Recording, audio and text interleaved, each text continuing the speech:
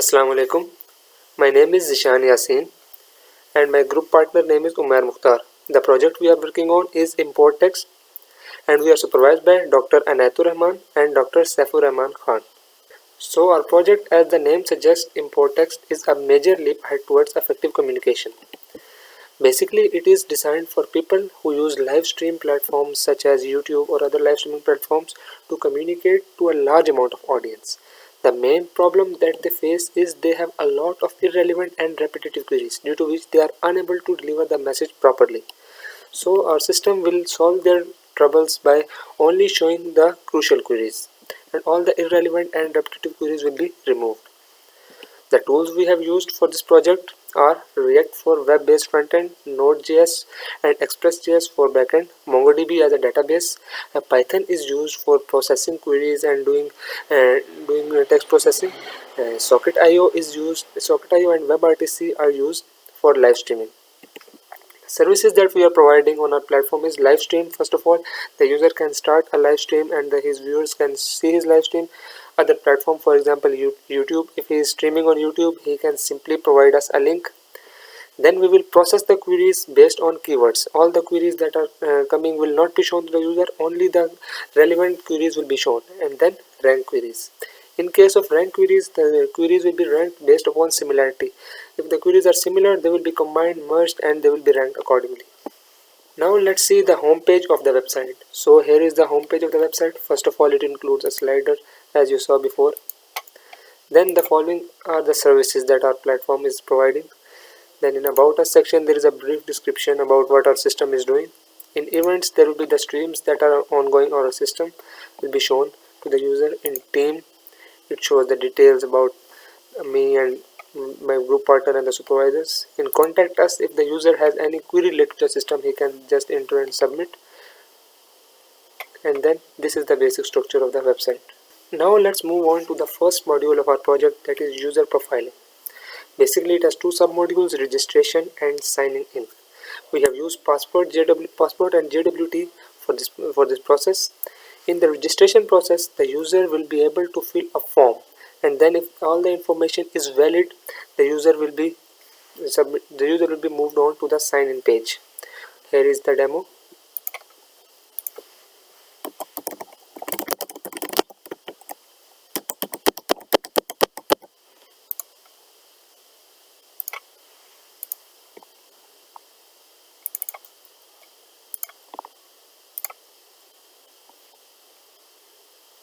Here, as you see, the user inputted all the information correct, so he has been moved on to the sign-in page.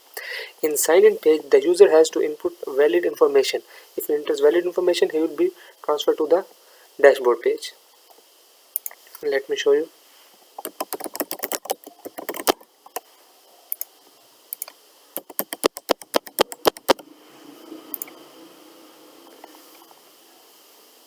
Here, as you can see, the user inputted all the information correct, so he has been moved on to the dashboard where he can see the streams that are on our system.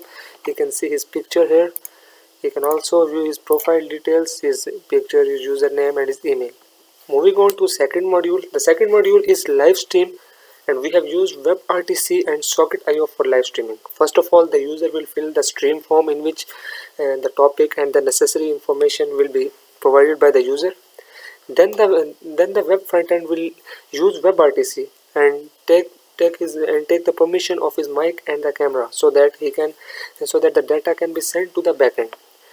After that, a room will be created with Socket.io and a room will be created, and then the video that has been sent by the WebRTC will be broadcasted. Here you can see the demo. The user will click the create stream option.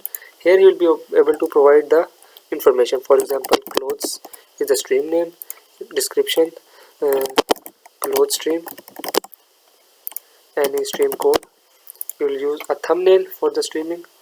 For example, let's choose this one. And when he clicks start stream option, he will be on to the stream page. Here, as you can see, the camera and the microphone permissions are already allowed, so it took the permission, and when I'll click the start button, the streaming will be started. The next module is view live stream. We have used Socket.io in this module too.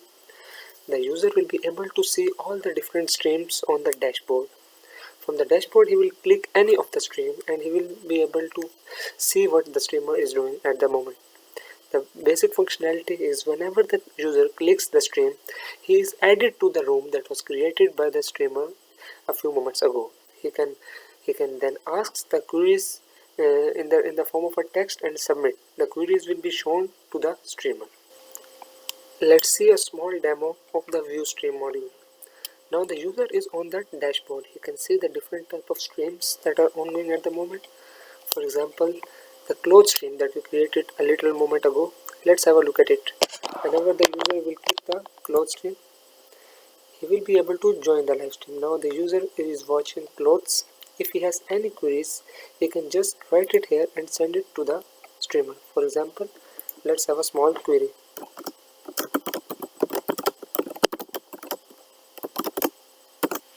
Whenever the user will click the send button, it will be sent to the streamer. Let's open the streamer view and have a look at the question. This is the streamer view. Now as the user has asked a question, here is the question that was asked by the user has been shown here. In this way, all the questions that will be asked by the user will be shown to the streamer. Next module is filter, ranking and processing queries. In this module, the basic purpose is, as during a live stream there are a lot of queries that are repetitive and there are a lot of queries that are irrelevant. So the basic purpose of this module is to not show the streamer all those queries so that he can only see the important queries. The basic steps, there are two basic steps. First is the repetitions, filtering repetitions. In this, there is an algorithm that will check if the queries are similar to each other, that will match each query with all the other queries, and if the queries are similar, it will combine them and remove the repetitions. The second will be queries will be ranked on terms of keywords. The user will provide a streaming topic and all the keywords related to streaming topic will be generated. Then all these keywords will be searched one by one in the queries.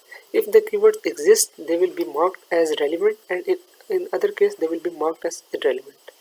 Now let's see a small demo of this module.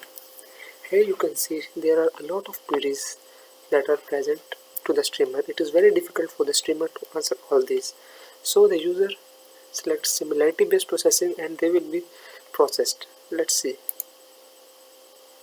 Now you can see all the queries have been removed to only 4 to 5 queries based on similarity. The rest similar or repetitive queries have been removed. Now the user can delete any query from here. It's his option. Now the next module is IBM Watson chatbot. This module is added so that the user, if he has any question or has trouble navigating the screens, he can just ask the chatbot and the chatbot will answer accordingly. Let's see the working of the IBM Watson chatbot.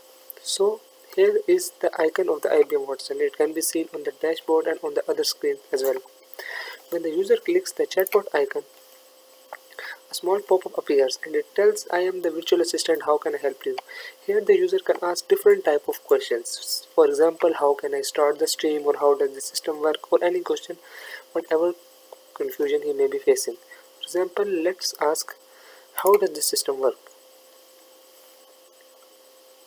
The chatbot replies, it is helpful in live streaming and effective communication. For example, it basically tells about the system. Now let's ask,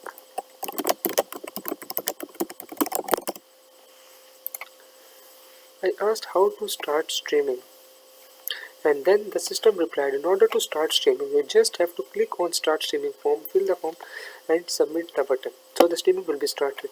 Similarly, the user can ask any question and the chatbot will reply. It will help him in using the system efficiently.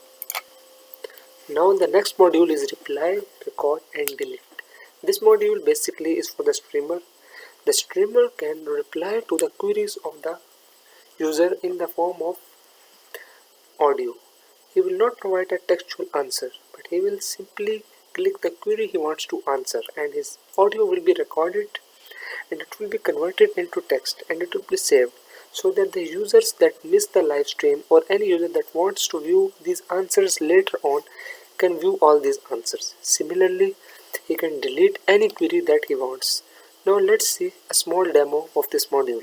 Here you can see all the different type of questions.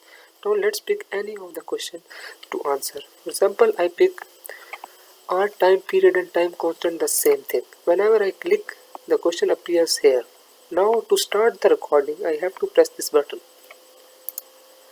Now the recording has started. Here you can see. When I press the stop button, the recording stops, and now I can save it and then upload it. The answer will be saved for the users to use later. If any user wants to see them later, he can view them. The next module is other platform or YouTube stream query scraping.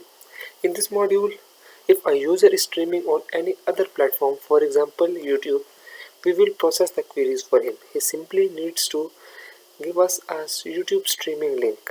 Our platform will fetch all the queries. It will do scraping and bring all the queries in the database, and then apply our processing algorithms on those queries and show the processed queries in the form of a list. Now let's have a look at the small demo of YouTube streams.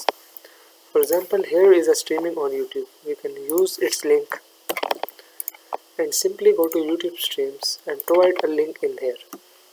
When you provide the link and click submit, it says please wait loading. It is basically going to the YouTube and verifying whether the stream exists or not. If the stream exists, it will show a button show comments. When we click on show comments, it will start processing the queries. All the queries will be scraped to the backend and the processing will be continued. Now here you can see the queries from the YouTube have been scraped and processed. All the queries have been fed into our database, and then the processing that we applied on our stream have been applied to these queries, and then the finalized queries have been shown to the user.